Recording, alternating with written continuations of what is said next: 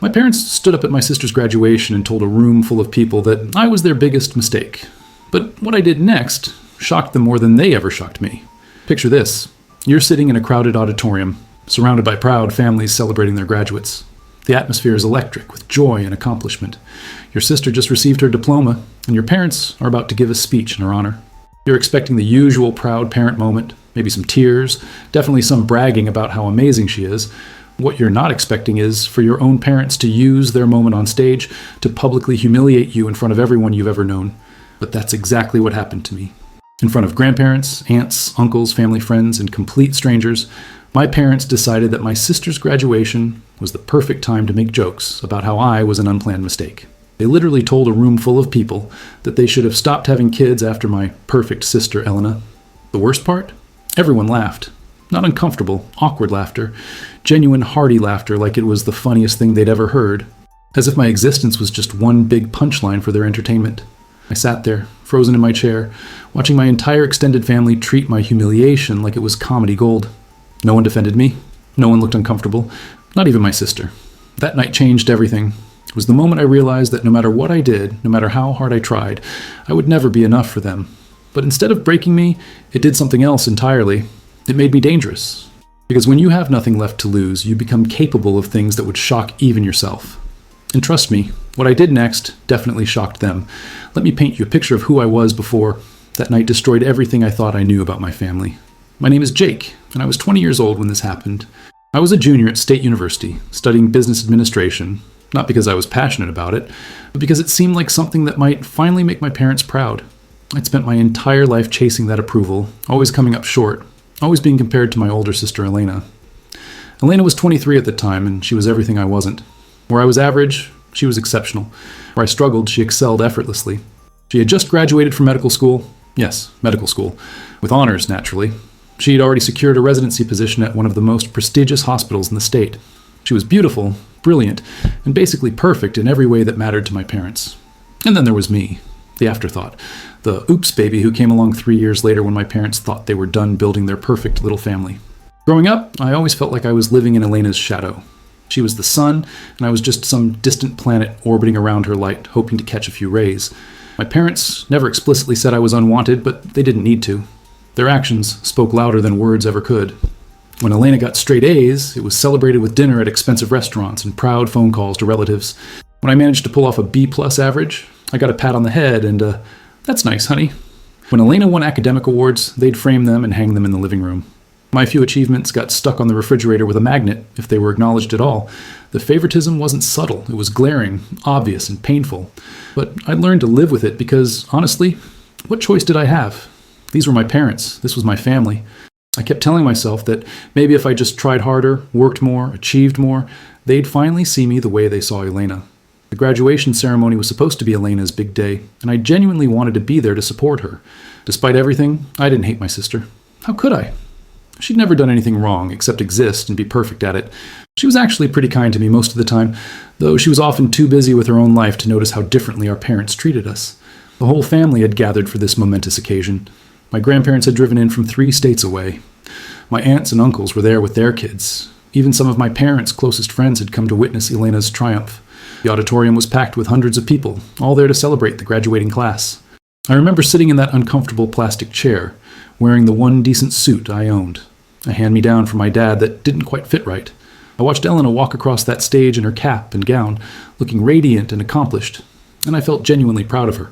She'd worked incredibly hard to get to this moment, and she deserved every bit of recognition she was getting. My parents were practically glowing with pride. My mom had tears in her eyes, and my dad kept nudging people around us, pointing at Elena and saying, "That's our daughter." They'd been planning this day for months, talking about it constantly, making sure everyone they knew would be there to witness their perfect daughter's perfect moment. When the ceremony moved to the reception portion, where families could give speeches and present gifts to their graduates, I knew my parents would want to say something. They'd been practicing their speech for weeks, fine-tuning every word to make sure it perfectly captured their pride and joy.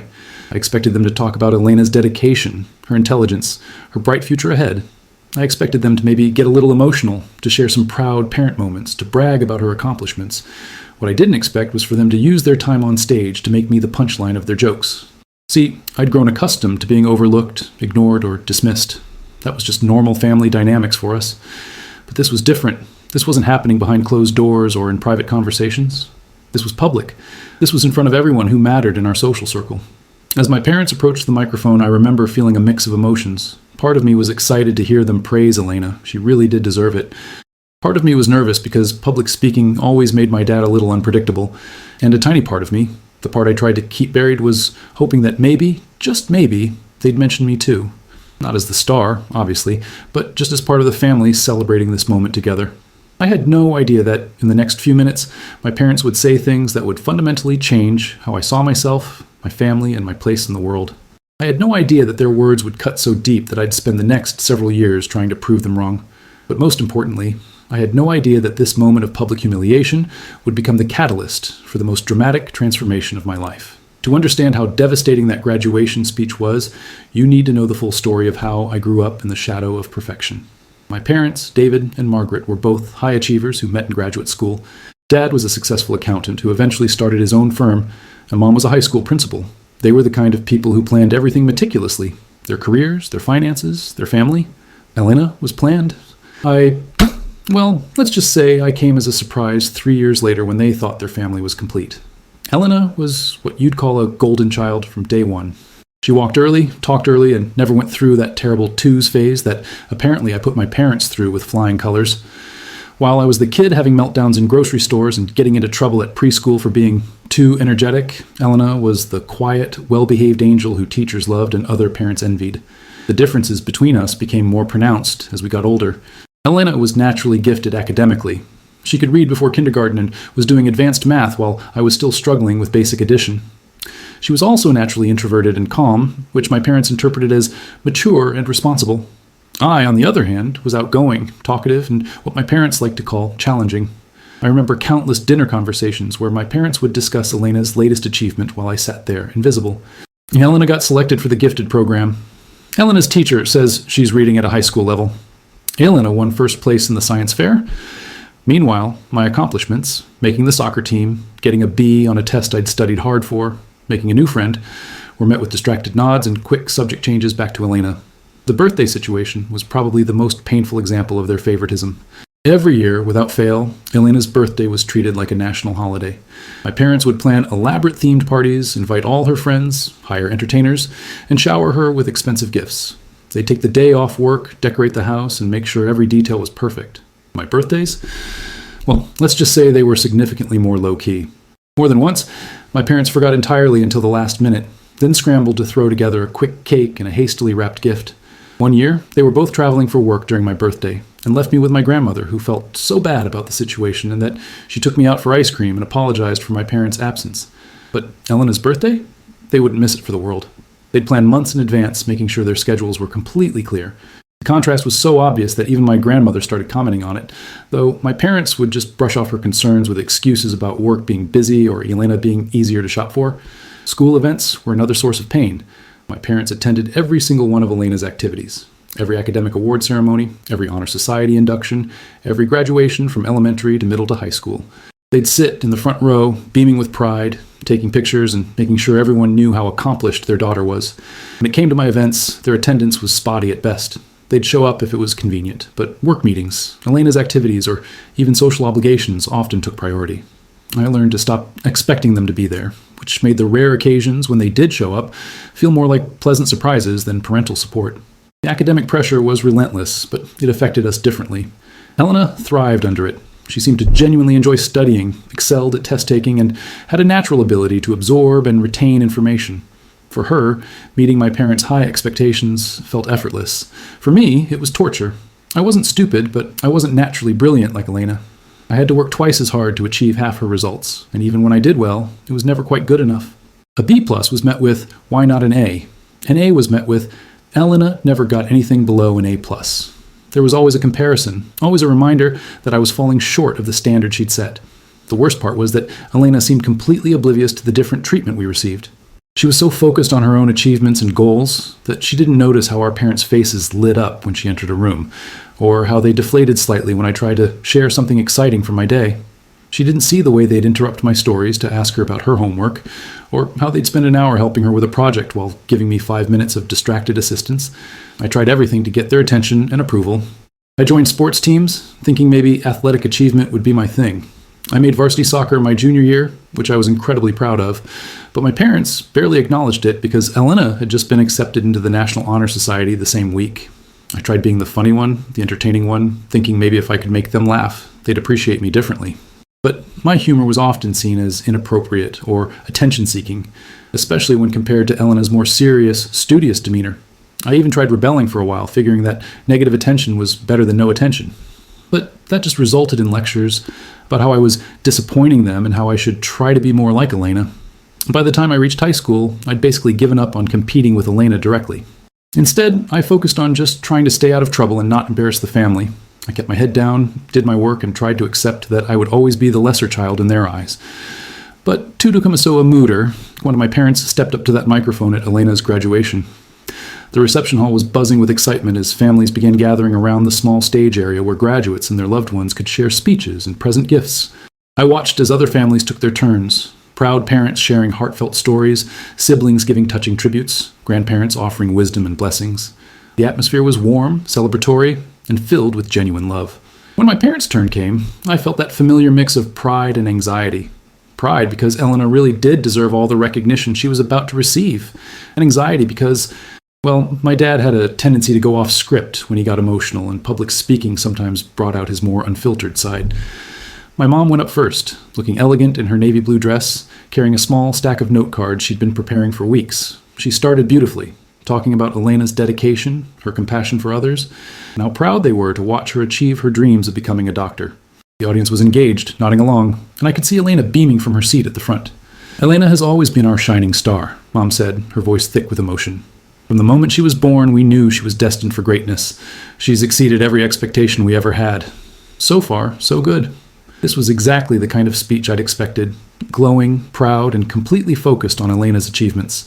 I was actually starting to relax, thinking this would be a beautiful moment for our family. Then my dad joined her at the microphone. Dad was never quite as polished as Mom when it came to public speaking. Where she was measured and thoughtful, he was more spontaneous and, let's call it, authentic. He had a habit of saying exactly what was on his mind, social filters be damned. "You know," Dad said, taking the microphone with a slight chuckle, "Margaret and I were just talking about how smart we were to stop having kids after Elena." The first red flag. I felt my stomach drop slightly, but I told myself he was just building up to some kind of compliment about Elena being so perfect they couldn't imagine having another child who could compare. The audience chuckled politely, thinking this was leading somewhere sweet. "I mean, seriously," Dad continued, warming up to his theme, "we really dodged a bullet there. You know what they say about second children. They're usually just, well, let's call them practice rounds that don't quite work out." The laughter got a little louder. I could feel my face starting to burn, but I tried to convince myself that this wasn't about me specifically. Maybe he was just making a general joke about birth order. But then, Mom leaned into the microphone, and I realized this wasn't an off-the-cuff comment. This was planned. "Oh, David, don't be so harsh," Mom said with mock seriousness that got another laugh from the crowd. "Second children serve a purpose too. They help you appreciate how good you had it the first time around." The audience was eating this up. I could hear my aunts and uncles laughing, my grandparents chuckling, family friends nodding along like this was the most hilarious observation they'd ever heard. But I was sitting there, frozen, as I slowly realized that I was the punchline of their joke. Dad grinned and continued, "Exactly. If we'd had Jake first, we might have thought parenting was supposed to be difficult. Thank God we had Elena to show us what kids are supposed to be like. Quiet, studious, never getting into trouble, never giving us gray hairs. There it was. My name, out loud, in front of everyone. Jake's been, well, let's just say he's been our little reminder of why birth control exists," Dad said, and the audience erupted in laughter. I felt like I'd been punched in the stomach. The blood drained from my face, and I could hear my heart pounding in my ears. I looked around desperately, hoping to see someone, anyone, looking uncomfortable with this joke. But all I saw were smiling faces, people nudging each other and laughing along like this was the entertainment portion of the evening. Mom picked up where Dad left off. "We always joke that if we'd known how easy parenting could be with Elena, we would have just had 10 of her and skipped the experimental phase." More laughter, louder this time. "But in all seriousness," Dad said, though his tone suggested he wasn't being serious at all, "Elena has been such a blessing that she's made us forget all about our parenting mistakes. She's proof that we actually knew what we were doing. at least 50% of the time. I wanted to disappear. I wanted the floor to open up and swallow me whole. I wanted to run out of that room and never come back. But I was paralyzed, trapped in my chair while my parents systematically destroyed my sense of self-worth in front of everyone I'd ever known. The worst part wasn't even what they were saying. It was how they were saying it. They were enjoying this. They were feeding off the audience's laughter, getting more animated and creative with each joke at my expense. This wasn't a slip of the tongue or a moment of poor judgment. This was deliberate, calculated humiliation. You know what the best part about Elena is? Mom asked the crowd, building up to what I somehow knew would be the final blow. She's made us realize that we're actually excellent parents. We just needed the right kid to parent. The audience lost it. People were wiping tears from their eyes, slapping their knees, applauding this comedic masterpiece. My own grandmother was laughing so hard she had to dab her eyes with a tissue. And Elena was laughing too. Not uncomfortably, not apologetically. She was genuinely amused by this roast of her little brother. She even gave a little wave when people looked at her, as if to say, "Thank you for recognizing how awesome I am compared to my disaster of a sibling." Dad wrapped up their speech with a flourish. "So here's to Elena, our proof that we're capable of raising a successful, accomplished, wonderful human being. And here's to Jake, our proof that lightning doesn't always strike twice." The applause was thunderous. People were standing up, cheering, treating this character assassination like it was the highlight of the evening. My parents took a bow, looking absolutely delighted with themselves and the response they'd gotten. As they walked back to their seats, passing right by me, Dad actually had the audacity to ruffle my hair and say, "Don't worry, buddy, someone has to be the family comedian," like I should be grateful for being the butt of their joke. I sat there in stunned silence as the next family took the stage. I couldn't process what had just happened. My parents, the people who were supposed to love and protect me unconditionally, had just spent 5 minutes telling a room full of people that I was their biggest regret, their parenting failure, their mistake. And everyone thought it was hilarious. The rest of the reception passed in a blur. People kept coming up to my parents, congratulating them on their hilarious speech and telling them they should do stand-up comedy. A few people even approached me with comments like, "Your parents are so funny," or "You're such a good sport about that roasting." Good sport? I felt like I'd been emotionally eviscerated in front of my entire extended family, and people thought I was being a good sport. But the moment that really broke me was when we got back to the car. As we were driving home, Mom turned around and said, "That went well, don't you think? Everyone loved the speech." They genuinely didn't understand what they'd done to me. In their minds, they'd given a funny, entertaining speech that celebrated Elena while getting some laughs. They had no idea or didn't care that they just publicly declared me a mistake, a failure, and a disappointment. That's when I realized that this wasn't just favoritism or thoughtless parenting. This was something much deeper and more toxic. And for the first time in my life, I started to wonder if the problem wasn't me at all. Maybe the problem was them. The car ride home was suffocating. My parents chatted excitedly about the reception, replaying their greatest hits from the speech and laughing about the audience's reactions.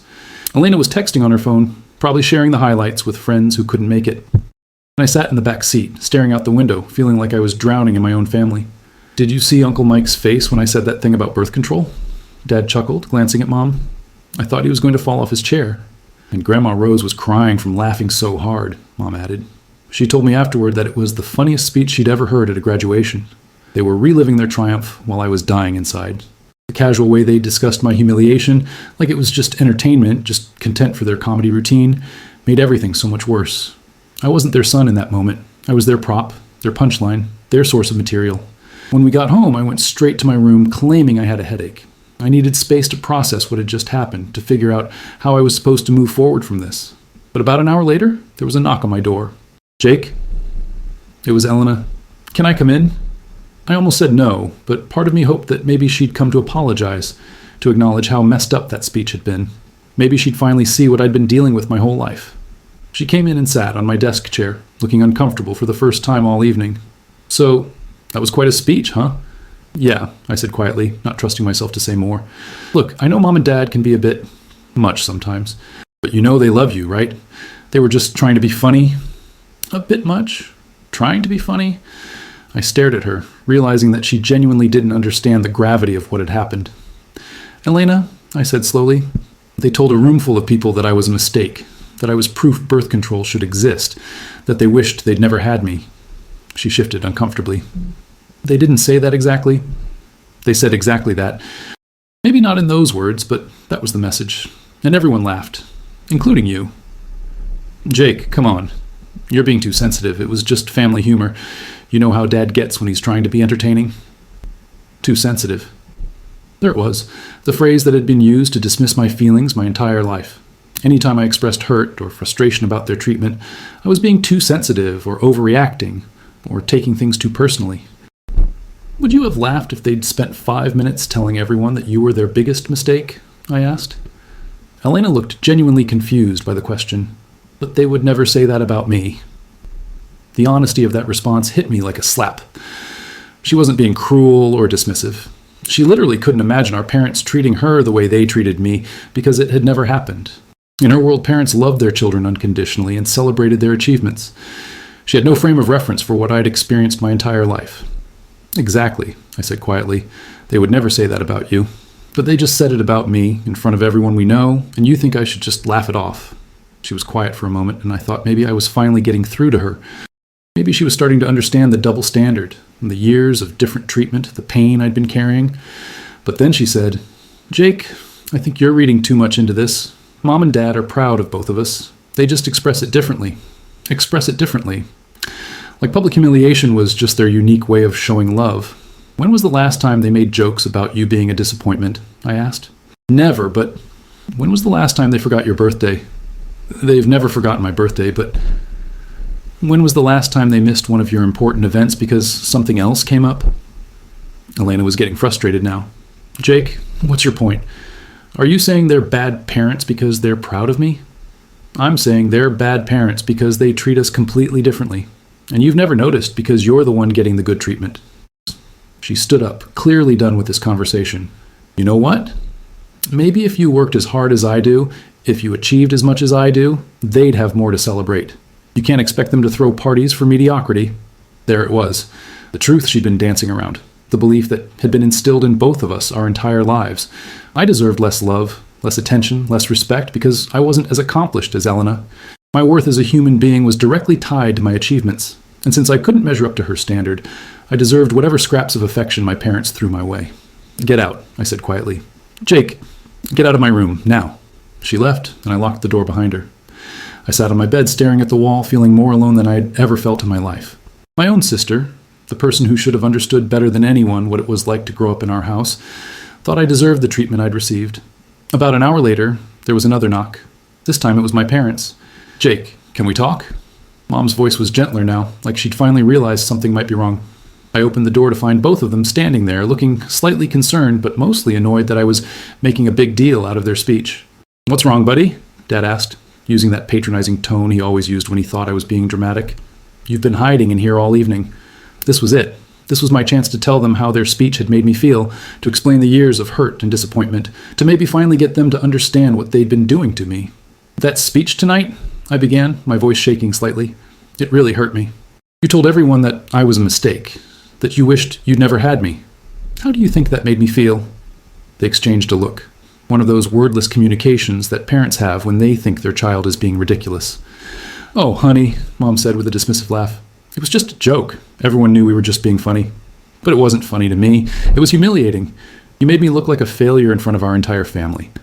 Dad sighed heavily, like I was being an unreasonable burden. Jake, you're 20 years old. You need to develop a thicker skin. We were celebrating Elena's achievement and having a little fun. No one took it seriously. I took it seriously because it felt like you were saying things you actually believe. Well, Dad said, his patience clearly wearing thin, maybe if you gave us more to be proud of, we'd have different material to work with. The words hung in the air like a physical blow. Mom shot him a warning look, but she didn't contradict him. She didn't rush to reassure me that they were proud of me, that they loved me, that I mattered to them. David, Mom said quietly, that's not helpful. What? I'm just being honest. Jake's always been challenging.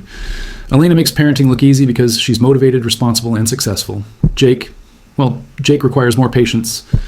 More patience. Like I was a burden they had to endure rather than a son they chose to love. We love you, Jake, Mom added, but it sounded hollow, obligatory. But you have to understand that Elena's achievements are easier to celebrate because they're more significant. More significant. My accomplishments, my efforts, my very existence was less significant than Elena's. So you're saying I deserve to be treated differently because I'm not as successful as Elena? We're saying, Dad replied with growing irritation, that you need to stop making everything about you. Tonight was Elena's night, and instead of being happy for your sister, you're in here pouting because we made a few harmless jokes. Harmless jokes? Years of favoritism, neglect, and emotional abuse reduced to harmless jokes. "You know what?" I said, feeling something shift inside me. A door closing, a bridge burning, a decision crystallizing. "You're right. Tonight was Elena's night, and every other night has been Elena's night too. Every birthday, every achievement, every moment of pride and joy in this family has been about Elena." "That's not true," Mom started. "It is true, and I'm done pretending it's not. I'm done making excuses for you. I'm done hoping that someday you'll love me the way you love her." "Jake, you're being dramatic." "I'm being honest. For the first time in my life, I'm being completely honest about what this family really is." Dad's face was getting red now, his temper starting to show. "And what exactly do you think this family is? A family where one child is treasured and the other is tolerated, where love is conditional on achievement, where parents think it's acceptable to publicly humiliate their son as long as it gets a laugh." "You're out of line," Dad snapped. "We've given you everything, a roof over your head, food, education, opportunities. If you can't appreciate that, if you want to throw a tantrum because we're proud of your sister's accomplishments, then maybe you need to grow up. You've given me everything except the one thing that actually matters," I said quietly. "You've never given me unconditional love. You've never made me feel like I was enough just as I am." "Maybe," Dad said coldly, "because you're not enough. Maybe because instead of working harder to earn our pride, you'd rather sit here feeling sorry for yourself." The silence that followed was deafening. Mom looked shocked that he'd said it out loud, but she didn't contradict him. Elena, who had apparently been listening from the hallway, didn't rush in to defend me. In that moment, I realized that this conversation wasn't going to change anything. They weren't going to suddenly see the error of their ways, apologize for years of emotional neglect, and promise to do better. They genuinely believed that their treatment of me was justified, that I deserved less love because I achieved less success. "Okay," I said calmly. "Thank you for being honest." They looked surprised by my sudden composure. "Jake," Mom started. "No, really, thank you. You've just confirmed everything I needed to know." And in that moment, everything changed. The desperate, needy part of me that had spent 20 years trying to earn their love finally died. The hope that had kept me coming back, kept me trying, kept me believing that someday things would be different. It was gone. I wasn't their son anymore. I was just a disappointment they happened to live with. But that realization, as painful as it was, also set me free. Because when you have nothing left to lose, you become capable of anything. The next morning, I woke up feeling different. Not sad, not angry, just empty. But it was a clean kind of empty, like a house that had been cleared of all its clutter. For the first time in my life, I wasn't carrying the weight of trying to earn my parents' love because I finally understood that it was never going to happen. I came downstairs to find the family having breakfast like nothing had happened. Elena was excitedly showing Mom and Dad congratulatory texts from friends about her graduation. My parents were beaming, already planning how to display her diploma and talking about the celebration dinner they wanted to throw for her. "Morning, Jake," Mom said without looking up from Elena's phone. "There's cereal in the pantry." No apology, no acknowledgement of what had happened the night before. Just casual dismissal, like our conversation had been as insignificant as their harmless jokes. That's when I made my first decision. "Actually," I said, "I'm good. I'm heading back to campus today." Dad looked up from his newspaper. "Today? I thought you were staying through the weekend." "Change of plans. I have some things to take care of." Elena frowned. "But we were going to have that celebration dinner tonight. The whole family's coming." "Have fun," I said simply. "I'm sure it'll be perfect without me." I went upstairs and packed my things. As I was loading my car, Mom came out to the driveway. "Jake, honey, you don't have to leave because of last night. Your father didn't mean what he said. He was just frustrated." "Yes, he did," I replied, not stopping my packing. "And that's okay. At least now I know where I stand. You're our son. You'll always be our son." I looked at her then, really looked at her. Being your son and being loved by you are apparently two different things. I'm done pretending they're the same. She didn't have an answer for that. The drive back to campus was the longest and shortest 2 hours of my life. Long because I was leaving behind everything I'd ever known. Short because I was finally moving towards something that was entirely mine. When I got back to my dorm room, I sat down and made a list. Not a to-do list or a goal list, a survival list, because that's what this was now. I was on my own, completely and utterly, and I needed to figure out how to build a life without the safety net I'd always assumed would be there. First item, finances. I'd been relying on my parents for tuition, room and board, and spending money. That was about to end, and I needed to prepare for it. I spent the next week researching scholarships, grants, and student loans. I picked up extra shifts at my campus job and started looking for additional work. Second item, academics. My grades were decent, but not spectacular. If I was going to make it on my own, I needed to be better than decent. I changed my major from business administration to computer science, something that actually interested me and had better job prospects. I started treating my education like my life depended on it, because it did. Third item, support system. I couldn't rely on my family anymore, so I needed to build my own network. I joined study groups, got involved in campus organizations, and started forming real friendships with people who valued me for who I was, not who I failed to be. The first few months were brutal. My parents called occasionally, but the conversations were stilted and superficial. They'd ask about my grades and my classes, but never about how I was doing emotionally or whether I needed anything. It was like they were checking boxes on some parental duty list rather than actually caring about my well-being. Elena called more frequently, usually to complain about how I was tearing the family apart by being distant. She couldn't understand why I wouldn't just get over it and come home for holidays and family gatherings. To her, I was being petty and vindictive. To me, I was protecting my mental health. The hardest part was holidays. Thanksgiving came and went without me, Christmas too. I spent them with friends' families or working extra shifts, and while it was lonely, it was also peaceful. No comparisons, no subtle digs, no feeling like an outsider in my own family. But something interesting started happening as the months passed. Without the constant stress of trying to measure up to Elena, without the emotional drain of seeking approval that would never come, I started to flourish. My grades improved dramatically. I discovered I had a real aptitude for programming and web development. I started freelancing, building websites for local businesses, and actually making decent money. For the first time in my life, I was succeeding at something entirely on my own merit. I also started dating. Without the crushing insecurity that had always plagued me, I was more confident, more authentic. I met Sarah, a psychology major who was brilliant, funny, and kind. When I told her about my family situation, she didn't try to fix it or convince me to reconcile. She just listened and supported my decision to prioritize my own well-being. By the end of my junior year, I was a completely different person. I was financially independent, academically successful, and emotionally stable. I had built a life that was entirely my own, filled with people who valued and respected me. But the real plot twist was still coming. It was late spring when I got the call from Elena. She was crying, which was unusual for her. Elena never cried, never showed weakness, never admitted to struggling with anything. "Jake," she sobbed into the phone, "I need to tell you something, and I need you to promise not to say, 'I told you so.'" "What's wrong?" I asked, genuinely concerned despite everything. "It's Mom and Dad. They've been asking about you, a lot, and not in a good way." "What do you mean?" "They keep asking me why you won't come home, why you won't return their calls, why you're punishing them. And when I tell them it's because of how they've treated you over the years, they act like I'm crazy, like they have no idea what I'm talking about." I wasn't surprised. "Elena?" "No, let me finish. I've been thinking about what you said that night after graduation, about how they treat us differently. And I've been watching them, really watching them, and Jake, you were right. You were right about everything. That was the moment everything changed. Not just for me, but for my entire family. Because Elena was about to discover what it felt like to disappoint our parents. They were about to learn what it felt like to lose both their children. Looking back now, almost 2 years after that devastating graduation speech, I can see how that moment of public humiliation became the catalyst for the most important transformation of my life. It's strange how sometimes the worst thing that happens to you can also be the best thing. Not because the pain wasn't real, but because it finally forced you to face truths you'd been avoiding. The first and most crucial lesson I learned was that you cannot earn unconditional love through achievement. I had spent 20 years believing that if I just tried harder, accomplished more, or became someone different, my parents would finally love me the way they loved Elena.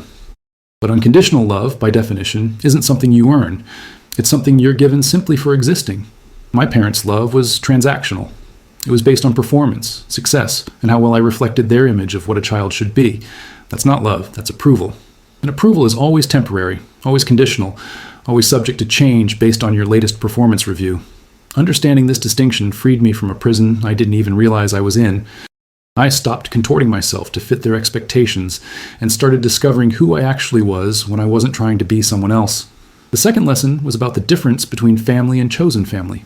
I used to think that because we shared DNA, my parents and Elena were automatically my support system, my safe place, my unconditional allies. But blood relation doesn't guarantee emotional safety or genuine care. The friends I made in college, Sarah, my professors who believed in me, the mentors who invested in my growth, these people became my real family. They celebrated my successes without comparison, supported me through failures without judgment, and loved me for who I was rather than who they wanted me to be. I learned that it's okay to grieve the family you wish you had while building the family you actually need. The third lesson was about the power of walking away. Our culture puts enormous pressure on people to maintain family relationships regardless of how toxic they are. "But they're your parents," people would say, as if that fact alone should override years of emotional damage. "Family is everything," they'd insist. ignoring the reality that some families are destructive. Walking away from my parents wasn't giving up. It was choosing myself. It was refusing to accept crumbs when I deserved a full meal. It was recognizing that my mental health and self-worth were more important than maintaining the illusion of a happy family. The guilt was overwhelming at first. I'd been conditioned to believe that my role in the family was to absorb their disappointment and criticism without complaint. Choosing to protect myself felt selfish and wrong. But I learned that self-preservation isn't selfish. It's necessary. The fourth lesson was about the ripple effects of favoritism. For years, I thought Elena was the lucky one, the blessed one, the one who had it easy. But as she began to see our family dynamics more clearly, I realized that being the golden child came with its own prison. Elena had been living under crushing pressure to maintain perfection. She couldn't fail, couldn't struggle, couldn't be human without risking the loss of the pedestal our parents had put her on. When she finally started to crack under that pressure, our parents' response revealed the conditional nature of their love for her, too.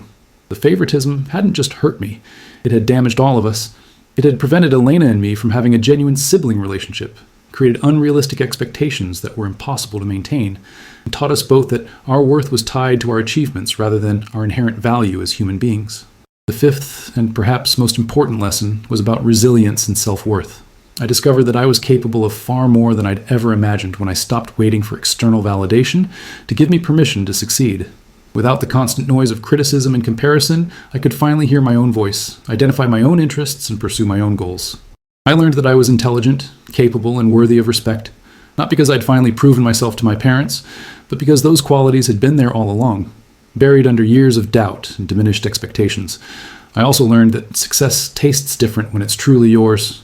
Every good grade, every freelance project, every step forward in my relationship with Sarah, these achievements belonged to me completely.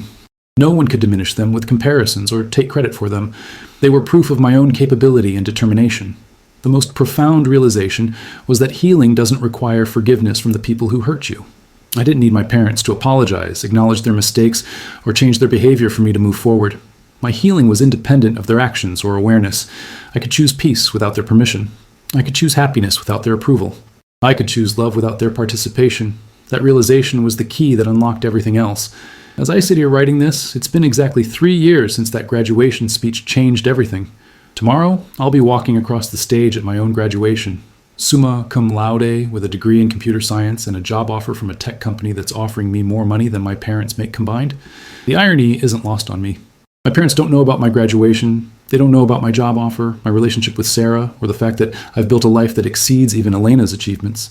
They don't know because I haven't spoken to them in over a year, and that silence has been the most peaceful year of my life. Elena and I have rebuilt our relationship, slowly and carefully. She finally understood what I'd been trying to tell her that night after her graduation.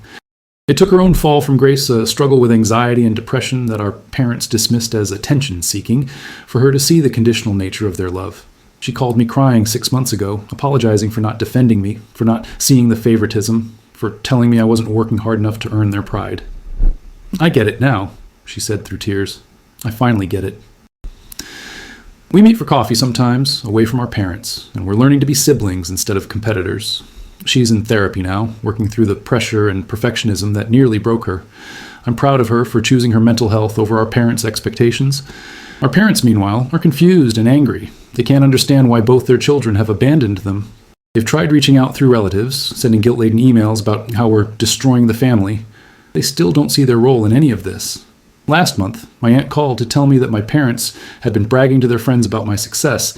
Apparently, they'd found out about my job offer through a mutual acquaintance. They were taking credit for raising such a successful son and acting like we had a wonderful relationship. The audacity was breathtaking, but it didn't hurt anymore. Their opinion of me, good or bad, no longer had the power to affect my self-worth. Sarah will be at my graduation tomorrow, along with my chosen family. Friends who've become brothers and sisters, professors who've become mentors, and people who've shown me what unconditional support actually looks like. My real family will be there to celebrate this moment with me. I've learned that you can't control how people treat you, but you can control how much access they have to your life. You can't make someone love you the way you deserve to be loved, but you can refuse to accept less than you deserve. Some people have asked if I ever plan to reconcile with my parents. The answer is complicated. I'm not angry anymore. Anger requires energy I'd rather spend on positive things, but I'm also not naive. They would need to acknowledge the damage they caused, take responsibility for their actions, and demonstrate genuine change over time.